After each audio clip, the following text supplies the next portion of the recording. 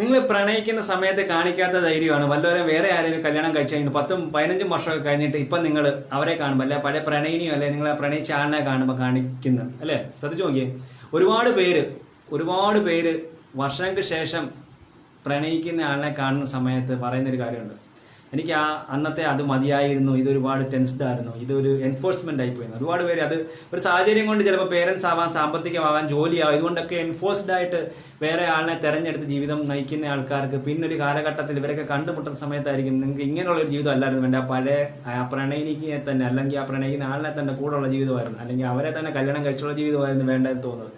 അപ്പോൾ നിങ്ങൾക്ക് അന്നേരം ഒരു നിസ്സാരമായിട്ടുള്ള സമയത്ത് നിങ്ങൾക്ക് എടുക്കാൻ പറ്റുന്ന തീരുമാനമില്ല, ആ ചെറിയൊരു ധൈര്യം എടുത്താൽ നിങ്ങൾക്ക് ഇപ്പോൾ ഇങ്ങനെയുള്ള ഒരു സ്റ്റേജ് വരത്തില്ലായിരുന്നു. എല്ലാവരുടെയും കാര്യമല്ല പറഞ്ഞാൽ ചിലരുടെ ആൾക്കാരുടെയെങ്കിലും കാര്യമാണ്.